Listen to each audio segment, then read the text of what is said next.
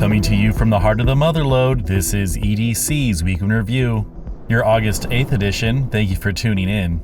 For the weather this week, it's going to be sun across the board. We're going to have a hot weekend getting into the high 90s, but dropping into the 80s through the rest of the week. Another great week to soak up some sunshine. Now on to our top stories. Fireworks mishap spurs lake cleanup. Following a July 4th fireworks barge accident near Incline and Ski Beaches, water quality testing confirmed it is now safe for public use, according to the Incline Village GID. The barge, carrying fireworks for a major Independence Day display, broke apart in a surprise weather-related incident, canceling one of Lake Tahoe's most popular shows.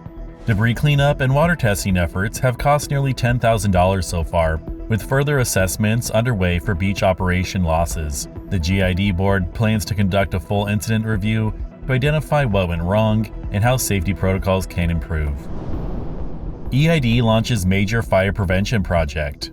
At its July 28th meeting, the El Dorado Irrigation District Board unanimously approved a vegetation management contract for the El Dorado Canal Fuel Break project. Environmental review analyst Doug Venable presented the plan, which is backed by a $700,000 plus CAL FIRE grant. The 3-mile project targets fire-prone areas around key wooden flumes damaged in the 2021 Caldor fire, aiming to protect a critical water source for over 125,000 residents. The winning bid from GE Forestry Inc. came in at $310,000, far below expectations, potentially allowing the project to expand beyond the planned 125 acres. Previous board member George Osborne emphasized the need for maintenance plans and long-term fire resilience. Work begins in September and will be completed early next year, well ahead of the March 2029 grant deadline.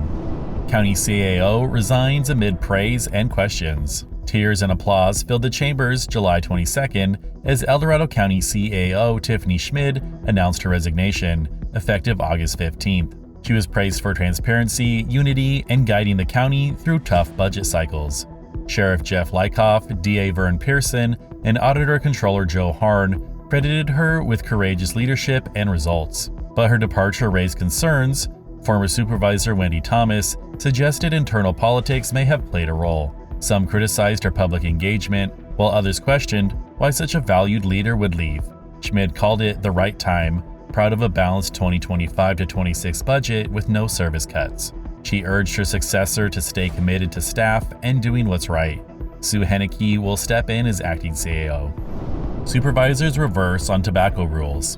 After months of debate, the County Board of Supervisors voted to repeal both of its recent tobacco retail ordinances due to concerns about economic fallout. Staff projected annual losses of up to $865,000 in sales tax revenue from service stations alone, nearly 14% of the county's total sales tax income. Business owners shared first-hand accounts of reduced gas and tobacco sales, citing losses in the thousands each month. The original ordinances, adopted in late 2024, sought to limit youth access to tobacco with restrictions on store locations and flavored products. Supervisors discussed 4 policy alternatives before voting 3-2 to start over. The board directed staff to draft a new ordinance focused specifically on smoke shops and establishing setbacks from schools, abandoning the broader regulations that had impacted convenience stores and gas stations. Placerville weighs future of historic bridge. Placerville leaders are considering designating the unused 1906 railroad bridge off Main Street as a historic site, though opinions differ on its importance. Once part of the Southern Pacific Line over Hangtown Creek, the bridge has sat unused since the 1980s. At the July 23rd council meeting, staff outlined potential historic designation routes, but noted the bridge's poor condition and lack of prominence limit its chances. There's also no formal local process for designations. Some council members voiced concerns about staff workload and liability, while others, like Mike Dobrush, highlighted the bridge's historic value. Jackie No suggested volunteers could assist with cleanup and documentation. No action was taken, but the council agreed to explore safer next step options. And now for some news nuggets. Elevated E. coli levels near Camp Richardson Resort on Lake Tahoe's South Shore, caused by a sewer line leak, prompted a public advisory to avoid water activities with ongoing testing to ensure safety. Senior Kate Woodley led the creation of a vibrant mural at Oak Ridge High School's garden, funded by a $10,000 grant, showcasing student initiative and community collaboration. The California State Board of Equalization's 2025 Taxpayers' Bill of Rights hearing on August 20th in Sacramento offers county residents a chance to influence property tax policies and suggest legislative improvements. John Michael Cousteau will kick off Keep Tahoe Blues 2025 speaker series on August 23rd, inspiring environmental responsibility to protect Lake Tahoe's ecosystems. And on to our closing stories. Marshall expansion takes shape.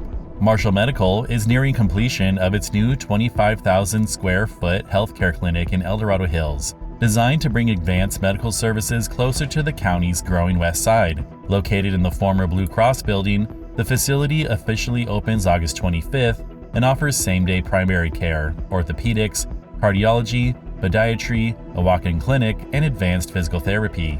Featuring 25 exam rooms, the clinic is intended to reduce emergency room visits by treating common injuries like fractures on site. A highlight is the planned installation of a $300,000 zero-G 3D gait and balance system donated to help physical therapy patients recover safely, making it the only such system west of Salt Lake City. More than just a medical facility, the building will display local art and provide a healthy, welcoming environment for both patients and staff.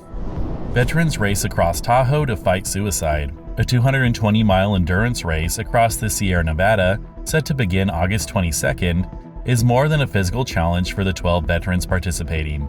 It's a mission to bring national attention to the daily tragedy of veteran suicide. The event, called the 20 Mountain 220, involves teams of 4 racing 22 miles at a time with a 22-pound pack, symbolizing the 22 veterans who die by suicide each day. Founded by former Navy SEAL Liam Cogan, after experiencing his own difficulties transitioning to civilian life, the organization provides benefits, navigation, mental health support, and 5-year transition plans. The public can also support the mission at a fundraiser at McPee's Tap House in South Lake Tahoe on August 29th, which includes music, auctions, and racer testimonials. And this has been EDC's Week in Review, your August 8th edition. Thank you for tuning in. And as always, if you enjoy our content, please like, subscribe, and share with a friend. And if you want to learn more about these stories, please see the show notes.